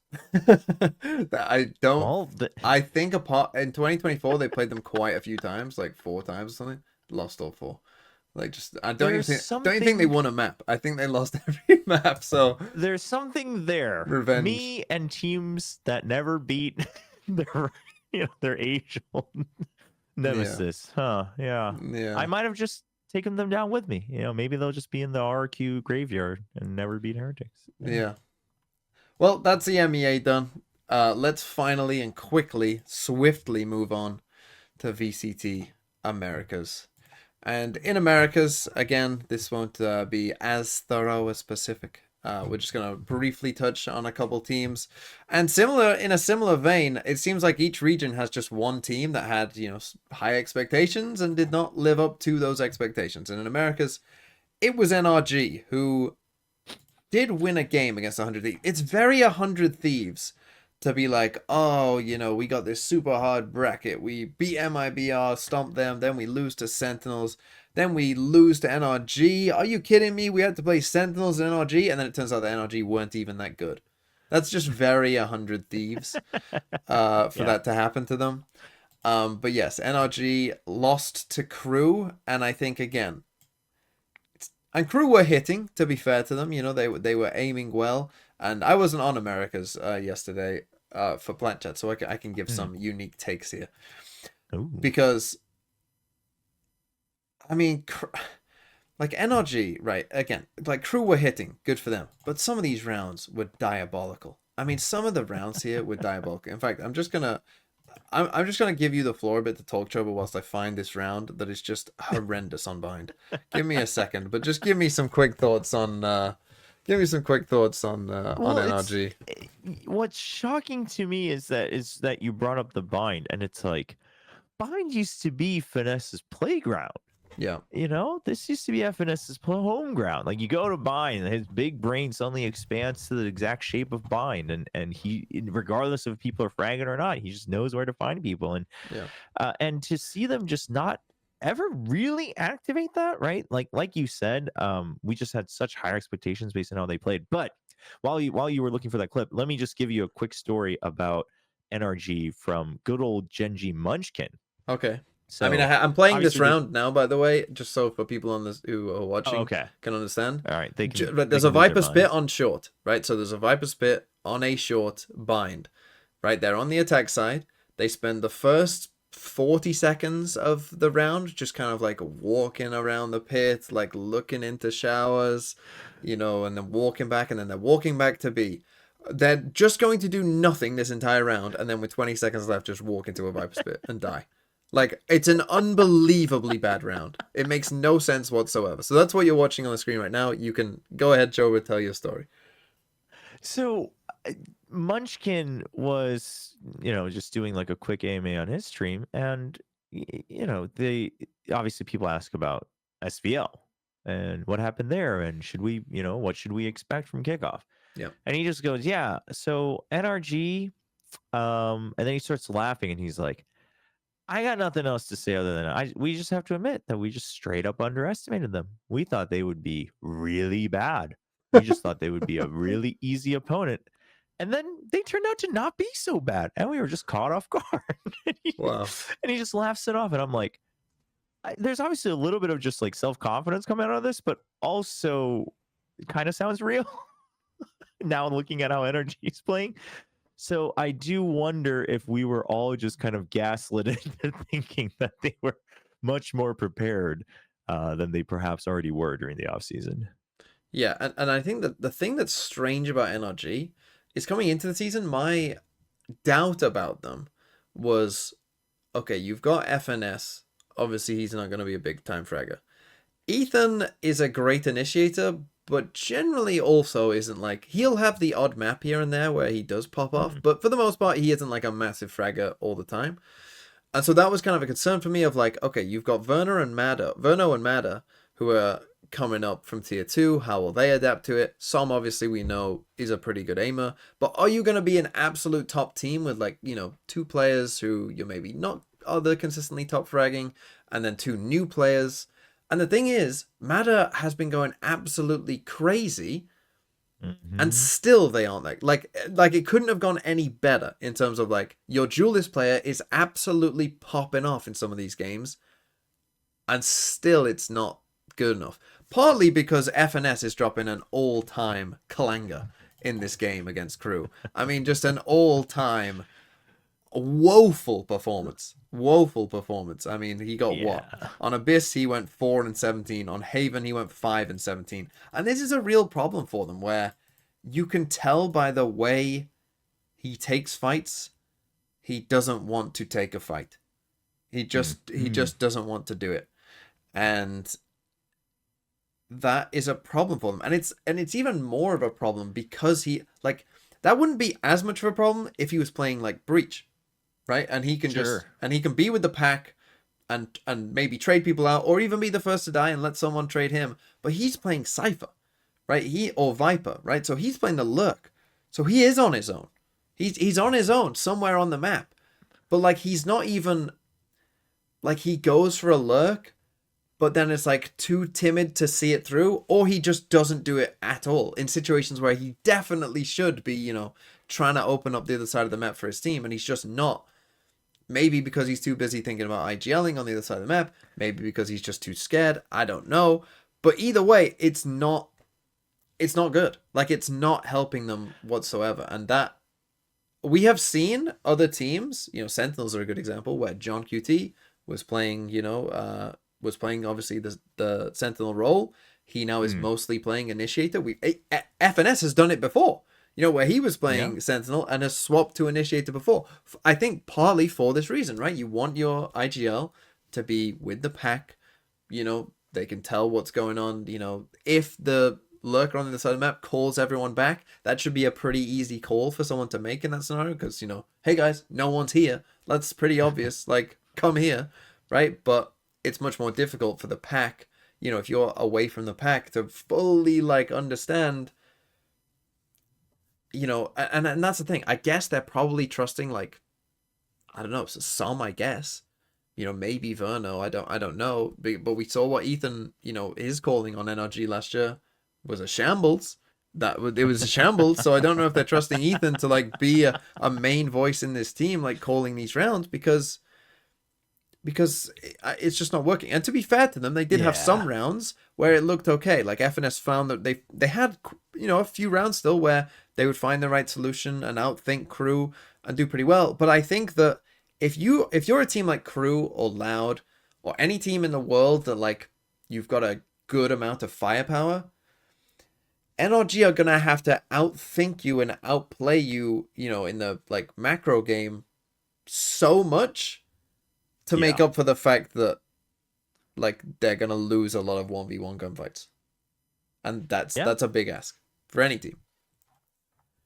Yeah, I mean, that was my thought, that maybe there was just more mental stack than he was expecting or hoping to have, right? And Yeah. something with the side calling or the comms just isn't quite there. But like you said, would that make them beat when these teams like Crew and Loud are just firing on all cylinders? Probably not. So yeah, Yeah. I mean, I don't know. It's hard to believe that FNS would be this scared to like take fights and win them. Like like we That never any pro expected them to player, frag yes, out. would be Yeah. would. I mean, yeah. I mean, it's really like almost shocking to see a pro player. Like there are times where he's like turning down and like almost what is an obvious kill. Like there would be a kill for literally any other player and he's turning it down, which like obviously his aim has never been like amazing, but Sure. it hasn't felt like that, I think, before, where it looks like he's just like literally scared of taking a gunfight because he just kind of knows he won't win, which I just don't, you just can't function like that, I don't think, ever. Yeah. Agreed. So it's rough. That's NRG. I just quickly want to talk about EG. I don't know if you saw this MIBR EG game. If you didn't, Chobra, don't worry. Holy EG. That one I didn't. EG. Oh my god, it was so bad. Like oh my god, it was horrendously bad. Like everything is bad. I'm showing people here around where after they win, so they lose a 10-2 half on split. Which was their map pick. They then win the second pistol, so it's 10-3. They're now about to lose to an eco and then just lose out the game. And just like, it was good by MIBR. They had some good anti-strats. They seemed to understand what EG were doing. We're playing Yay on Chamber. I mean, look, I mean, I just like, the thing is for me, and like, Sliggy was talking about this on Plat Chat as well, you know, and he's going on about Sage and Chamber on this, and like he said that, you know, this isn't a great Chamber map, but like for me, there are so many good agents now. Like there are a lot of good agents in the game right now. There are a lot of things that you can play. There are better options than Chamber, even if it's Yay. There are better options than, you know, if you're a team that's playing like a Chamber or a Sage, I would just say there's probably a better option for you. You know, there are better options for you. In fact, Joe, but you might want to entertain yourself. Go and watch round 14 from this game after this if you want, or now if you want, and just tear your eyes out at it, because some of the things that are on the screen right now are just so horrific that it just boggles the mind. It honestly boggles the mind. It was horrendous by EG, and like my expectations, I think that EG have the, like, everyone likes Potter, so EG get overrated because everyone likes Potter. I got news for you, okay? Coaches only matter up to a certain point. The players are the ones who play. Like, this is true in every sport, every esport. As a coach, you can only do so much because the players are the ones who make the decisions in the game. And if you tell them to do something and they don't, well, then you don't have any control of that because they're the ones that are in the game making the decisions. And so if the players don't play well, it's on them. And it's just like EG. It was really rough. It was really quite rough. And even though I had low expectations of EG, it was not good. And I just needed to point that out. I also, just quickly as well, I didn't put this in the show notes for you, Chobra, but I also, just quickly as well, want to talk about Lev. Because Lev got eliminated by MIBR. And yesterday on Plat Chat, I watched this Lev game with Mimi. Lev annoy me because they're just so slow. Jesus, they're slow. And Mimi was bringing up a point that when we were co-streaming this game together, on the broadcast, they were talking about how, like, Demon1 has improved his raise, and his raise looks good now and all of this. And me and Mimi were watching it like, well, no, like, statistically he did well, right? He gets kills, but it's not because he's playing raise. And then Mimi brings up this point, and I'm listening to Sideshow and Sliggy be like, oh no, his raise was good. I was so surprised that they had that take that I literally went back and rewatched the entire game, and I could not believe. Right, so here, for instance, I'm showing the people an example. Demon1 has his Raze ult. He's 1-7. He's gonna have this Raze ult for 2 rounds. He doesn't even buy a second satchel. He's going to forego, even though he can afford a second satchel, right? So this one's an eco, the first round, right? But he doesn't use it in this round. Just quickly forward it on for the viewers. Because if we come to the very next round, right? He's going to have a rifle, okay? He's going to have a little rifle here, right? He's got 650 credits left in the bank. He's got 1 satchel. How in a full gun round, when you have a Raze ult, you have the money to buy a second satchel, do you only have 1? It honestly, in my head, all I can think about is it very much feels like a Premi situation where your priority is you're skilled as a player. Chobra, but not even that. Not even that. People probably can't quite tell. But he uses that satchel, outside C, like on the defender's part of C. The attacker's part of C early, like the little stack of boxes. He uses his 1 satchel just to get on that box, waiting for a push. He has a Raze ult in a full gun round. That's you can't defend that. They then, by the way, they end this round by doing a C exec, and he has no satchels. Now they do end up kind of, I think, just winning the gunfights and winning the round, but yeah. Yeah, I mean, it's got to be... that's... Because you could argue... I can see people arguing, well, that like Lev is aware of that and they're playing around hold that. on. Before people comment, I trolled. I was looking at the wrong round. But I will now show the people the correct round. I was got confused there. That was MIBR, actually, who did that, who didn't have a Raze ult that round. But here we go. Round 15. Raze ult. 1 satchel. 2,100 credits in the bank. He will use the Raze ult this round, and he only has 1 satchel. Holy. Okay, 2,100 is definitely indefensible. Yes. It's a bonus round as well, so it's like your main priority, your main way of winning the round. And the people about to watch him here uses 1 satchel badly and then just crawl across the floor with a Raze ult in hand. So and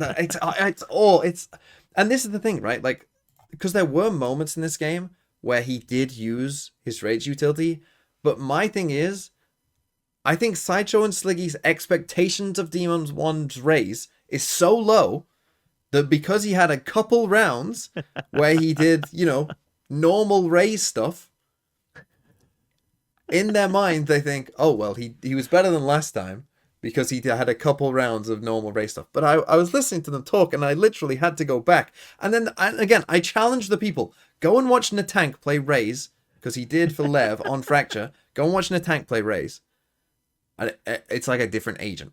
It's well, it's not, because you will be so used to watching a Raze play like Natank does, because that's how everyone plays Raze. Right. Because he goes in, they do some util, and he's satcheling in behind it. So, yeah, this one, I just had to bring that up because I was just like, what on earth is going on? No, yeah, I just watched that round, and it's the movement is not great, is it? The ult and then like panic satchel up into the sky and then run around a bit. Yeah, it's not great. It's not great. I don't know. I'll have to watch the whole game, but and if you do watch the whole game, Chobra, though, you will find moments. There are a couple rounds where he does a good nade and does a good satchel and gets a kill from maybe throwing a satchel at someone or something like that, right? And there are moments where he does enter on C, or something like that, right? And satchels in. But there are also quite a few moments, if you just watch him, there are also quite a few moments where King will Omen Flash, or Natank will throw a Prowler or a Haunt, and you're like, where's the go? Right? Like, why aren't you going at this point? And he's not. And again, I don't want to feel like I'm hating on the guy, because Demon1 is an excellent player, as he showed in the same game, because his aim is insane, right? His aim is absolutely ridiculous. And as you said, it's like a Premi problem. But the solution, I think, is to not like, because this is the thing. It's not like Lev don't have people who can play Raze, right? And as we saw on Pearl, his Jet is still amazing. And when you watch him play Jet, it's like he does know to do that, right? Even though he is still maybe a little more cautious than, the average duelist, he still does know to, I think he just feels more confident and comfortable of being more aggressive, because he's, maybe more confident with the dash and, when to smoke, and he's just better with the agent. So he feels more confident in doing it. But yeah, I don't know. I think personally, they would be better off putting him on some other role. Sentinels, yeah. Or even Smokes that he's played a lot of as well. Yeah. And then just have him play Jet, because he is your best Jet player, but I don't think he is your best Raze player. Yeah. I mean, the way you're describing it, it reminds me of when Jing was trying to play Neon last year. Like, he was good, but he wasn't a good Neon player. Yeah. Right? Or he wasn't even the best in the team. He wasn't the best in the team. You've got someone else who is a better Neon player. Maybe think about putting them on Neon, or don't play it, right? Or don't play the agent, right? If you don't want to. Yeah. Because I mean, that's the thing. Like, as I say, there are a lot of good agents right now.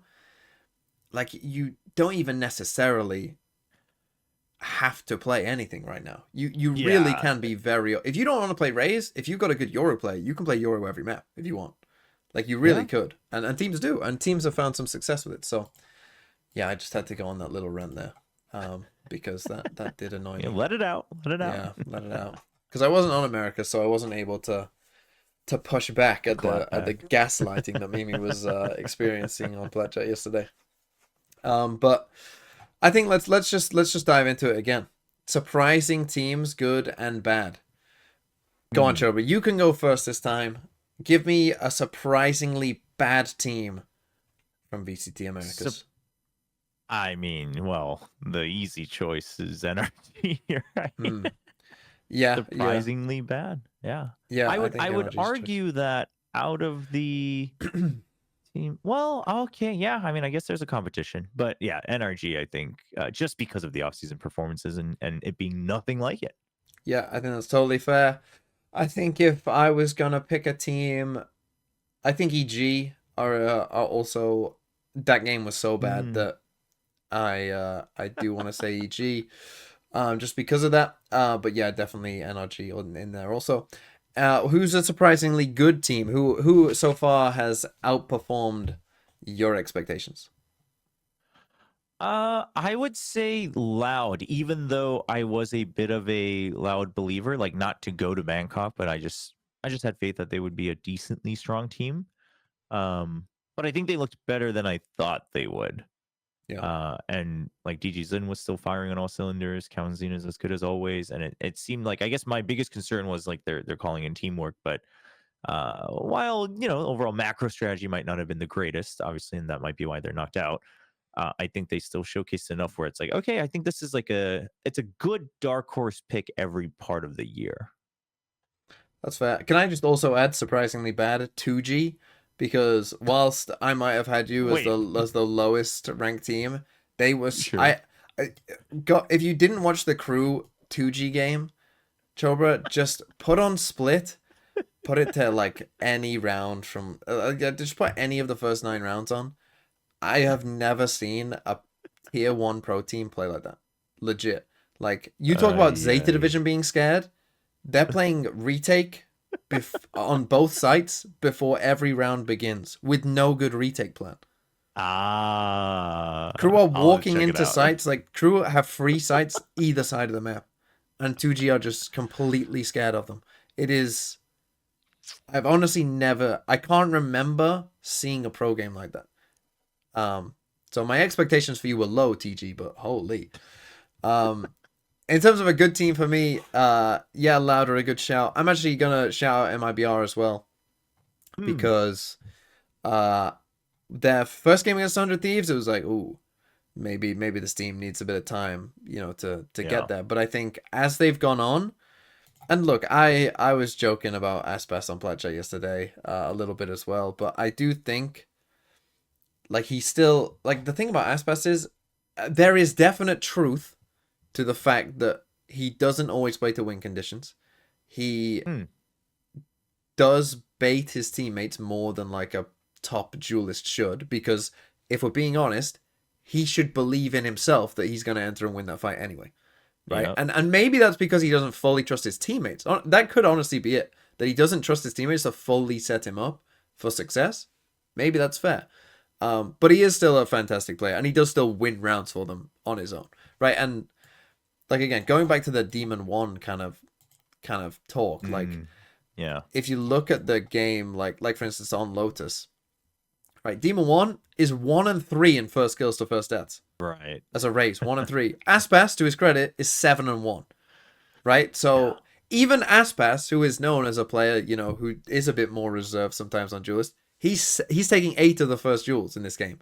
Demon1's taking 4, and Demon1's losing 3 of them.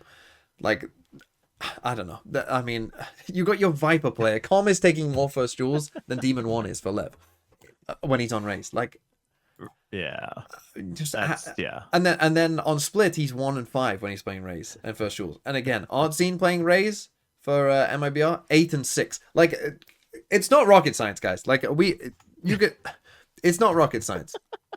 And just for pure, as I said, again, I'm coming back to Demon1, but I just really want to hammer this point on. On Jett, he's 4-5. He's taking significantly more first duels on Jett, and you know that's the kind of stats you would look for from your duelist, right? On a map.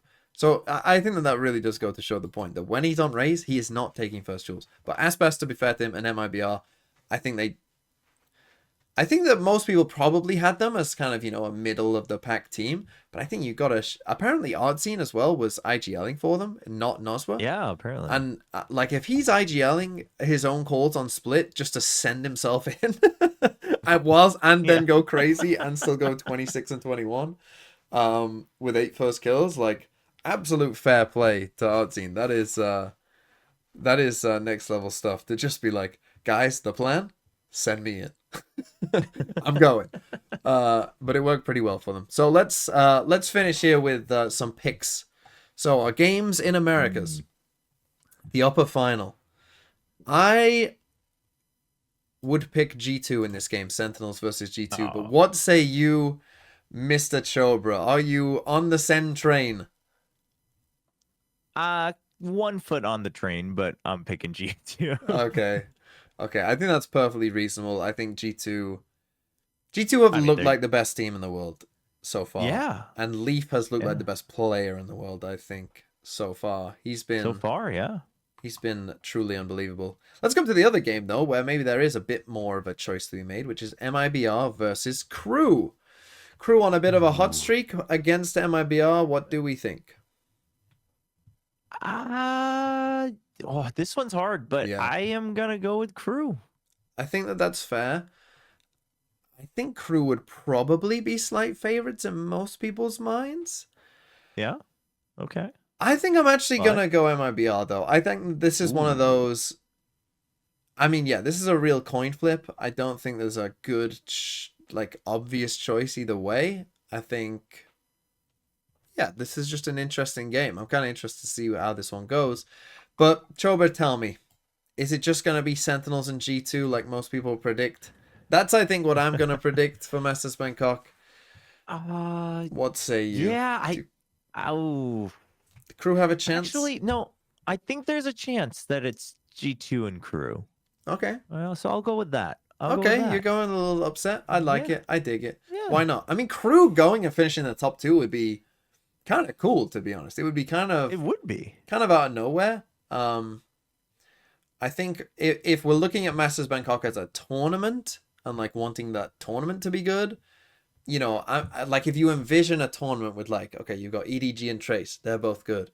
If it's DRX and Gen G, that would be pretty good from Pacific. If it's, you know, Vitality and Heretics, that would be pretty good from EMEA. And if it's G2 and Sentinels, like, if you put those 8 teams in the tournament, every game is gonna be an absolute banger. Like, Masters Bangkok would be insanely good. It's why I kind of, in these qualification games, you know, once we get to the end of like a tournament like this, a kickoff tournament, I kind of just hope that the favorites win, because I kind of want the international to be, you know, just absolutely stacked.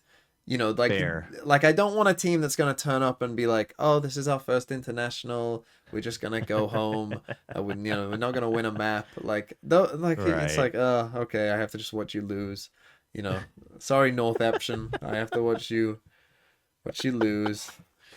But yeah, we Yeah. could potentially get. I think if those teams like go to Masters Bangkok, I think Masters Bangkok will probably be one of my favorite Masters, to be honest, because I True. just think that It's looking like it. Like the yeah, quality of the top teams, like we've said before, the top teams of every region look like they're already late season teams. yeah. So it's very, very promising. Yeah, we could get an absolute banger. Okay, I'm not gonna rob you of any more of your time, Chobra. Sorry, this maybe lasted a little longer than even I thought, but that's the way it is. You know how it is. We yap, we go on and on and on. I hope you all enjoyed that. Chobra, I hope you enjoyed it. I did. I did. I love Wonderful, yapping. wonderful.